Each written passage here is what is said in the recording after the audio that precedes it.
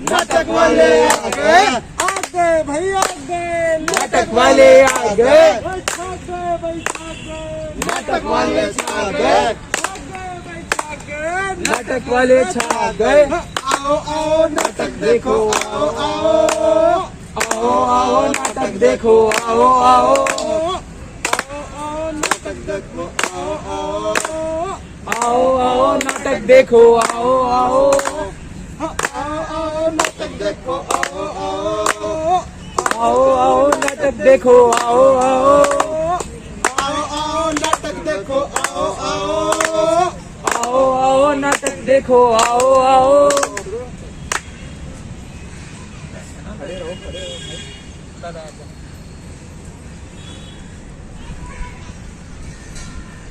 इस बार भी रिजल्ट आया, इस बार भी सिलेक्शन नहीं हो पाया। तो समझ में नहीं आता कि मैं क्या ऐसा करूं। इतनी मेहनत कर रहा हूं मैं, इतनी कोशिश कर रहा हूं, क्या मुंह दिखाऊं पापा मम्मी को अपने, जो इतने पैसे खर्च करते हैं हमारे ऊपर। कुछ काम कर ले। तंग आ चुका हूं मैं जिंदगी से पापा। अब एक ही तरीका है हमारे पास जिससे मैं कुछ कर सकूं। कुछ नहीं कर सका, कुछ तो करना ही होगा। एक ही तरीका है, खत्म कर दो अपने आप को, मार डालो।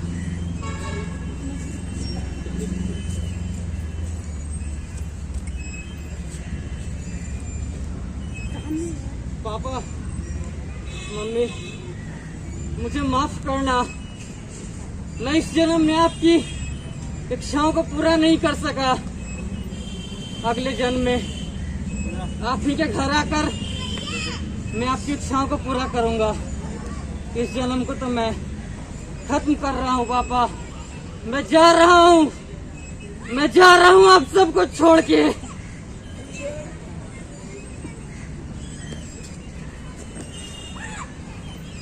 नजारा किसी ने गढ़ा नहीं है, ये नजारा कोई नया नहीं है, कुछ अनजाना सा है। पर सही बताऊं तो आपने इसको जाना पहचाना। साहित्य कला परिषद टीम नंबर 15 कलाकृति प्रस्तुत करती है अपना नाटक डिप्रेशन से हारना नहीं।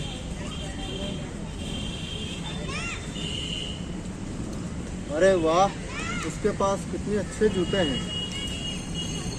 अरे वाह, कितनी अच्छी गाड़ी से जा रहा है। और यहाँ मेरे पास एक साइकिल भी नसी हुई है, पाँव में चप्पल भी टूटी हुई है।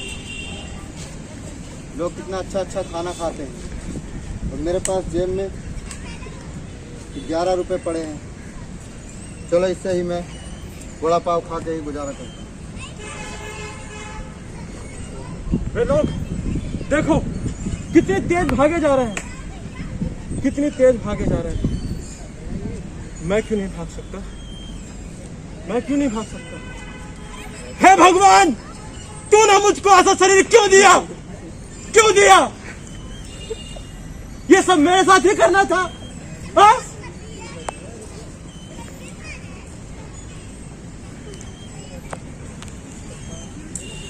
वो मैं किसको बताऊं मैं। वो अंकल इतनी गंदी गंदी बातें करते रहते हैं। मैडम तो बोलती है कि गुड टच ये होता है, ये बैड टच होता है। अंकल में कभी गुड टच तो है ही नहीं, हमेशा बैड टच करते रहते हैं। किसको बताऊं मैं, मम्मी को बता नहीं पा रहा हूँ। दोस्तों को बताऊंगा तो वो चिढ़ाएंगे ही मुझे। मैं करूं तो क्या करूं, समझ नहीं आ रहा। इससे अच्छा मैं इससे बात ही नहीं करूं, दूर हो जाऊंगा। अरे आज तो 7 तारीख है ना। अरे हाँ, आज तो 7 तारीख, आज तो मेरे दिल्ली पुलिस के एग्जाम का रिजल्ट आने वाला है। जरा मैं रिजल्ट देखूं, इस बार तो मैं पक्का पास हो जाऊंगा। मेरा रोल नंबर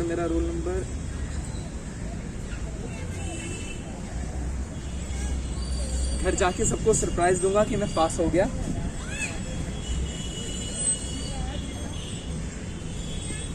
अरे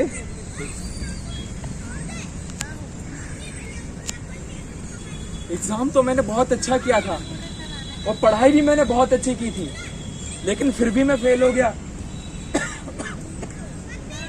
हर साल मेरे साथ ही ऐसा क्यों होता है? सिर्फ मेरे साथ ही ऐसा क्यों होता है? कभी रनिंग नहीं हो पाती, कभी एग्जाम में फेल हो जाता हूं, तो कभी इंटरव्यू में। हे भगवान, सबकी नौकरियां लग रही है, क्या मेरी नौकरी कभी नहीं लगेगी? मेरे साथ ही ऐसा क्यों होता है?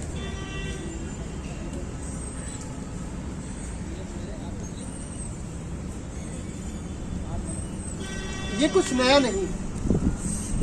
आज ऐसा कहा जाता है कि 43% यानी 43% जनता भारत में डिप्रेशन का शिकार है, जिसमें 23% सीवियर है, जिन पे दिखता है कि उन्हें डिप्रेशन है, जिसमें 11% ऐसे लोग भी हैं जिनको देखकर आप नहीं कह सकते कि उन्हें डिप्रेशन है, जिनमें ज्यादातर संख्या बच्चों की है। जी हाँ, बच्चों की, क्योंकि आज भारत में हर तीसरा बच्चा चाइल्ड अब्यूज का शिकार है। उसके साथ कुछ गलत हरकतें होती हैं जिनके बारे में वो अपने परिवार को या अपने दोस्तों में नहीं बता पाता या कतराता है, भीतर ही भीतर घुटता रहता है, जिसकी वजह से उसे डिप्रेशन होता है। वहीं दूसरी तरफ आज भारत में कंपटीशन इतना बढ़ गया है, जहां लोग स्पोर्ट्स में या पढ़ाई में आगे बढ़ने के लिए अपने माता पिता की एक्सपेक्टेशंस को खरा उतरने के लिए इतनी मेहनत करते हैं, फिर भी वो फेल होते हैं। उसके बाद वो घुटते हैं और वो किसी से कुछ कह नहीं पाते, और फिर ये डिप्रेशन का कारण बनता है। शायद आपको ये छोटी मोटी बात लगती होगी, लेकिन अगर इस पर ध्यान ना दिया जाए तो इसका परिणाम बहुत घातक होता है। इतना घातक होता है कि जिसे डिप्रेशन है वो कई बार इस डिप्रेशन के कारण दुनिया भी छोड़ देता है। लेकिन अब बात यह है कि हम लोगों को पता कैसे चले कि इस आदमी को या इस बच्चे को, इस औरत को डिप्रेशन है। क्योंकि जिस्मानी चोट तो हमें नजर आ जाती है, जब बुखार होता है तो हम छू के बता सकते हैं इसे बुखार है, लेकिन जिसे मानसिक तनाव है उसे देख के हम कैसे बता सकते हैं कि इसे मानसिक तनाव है? क्या बता सकते हैं? तो ऐसे क्या सिम्टम्स होते हैं, क्या लक्षण होते हैं जिससे हम पता कर सके कि ये शायद मानसिक तनाव से जूझ रहा है? अगर आपके आसपास कोई ऐसा इंसान है, बहुत जरूरी है। कैसे इसका इलाज किया जा सकता है? यकीन मानिए, इसका इलाज बहुत ज्यादा आसान है। अगर आपके परिवार में कोई ऐसा आदमी है जो कोई डिप्रेशन से शिकार लगता है आपको, तो आपको बस उसके पास जाना है और उसका हाथ पकड़ के एक बात कहनी है कि मैं तेरी सारी बात सुनूंगा और उन बातों पे तुझे जज नहीं करूंगा। मैं तेरी हर बात को सुनूंगा और हर बात में तुझे जज नहीं करूंगा। मैं तेरा हमेशा साथ दूंगा। और कई बार क्या होगा, जब आप उससे ये कहने जाएंगे तो वो कहेगा या कहेगी, मुझे अकेला छोड़ दो, मुझे किसी की जरूरत नहीं है। और तब आप समझ जाइए असल मायने में उसे आपकी जरूरत है। तो जब तक वो अपने बातें आपसे साझा ना करे, उसे अकेला ना छोड़े, उसे बोले कि यहाँ तुझे प्यार करने वाले बहुत हैं, हम खड़े हैं तेरे साथ, तुझे कोई प्रॉब्लम है तो हमें बता। चाहे वो जिस्मानी हो, मानसिक तनाव हो, चाहे वो कंपैरिजन करना हो, चाहे वो पढ़ाई से रिलेटेड हो, जो भी बातें हैं वो अपने बच्चों से, अपने बड़ों से साझा करे, बातें करे। ये सबसे अच्छा इलाज है। और अगर उसके बाद भी आपको कोई सोल्यूशन नहीं मिलता है तो आप जाके मनोवैज्ञानिक यानी साइकेट्रिस्ट से भी बात कर सकते हैं। तब जाके आप कहीं ना कहीं इस मानसिक तनाव को दूर कर सकते हैं। और यकीन मानिए, जब हम मिलके रहते हैं, एकजुट रहते हैं, एक दूसरे से बातें करते हैं, तो ये मानसिक तनाव हमसे दूर भागता है।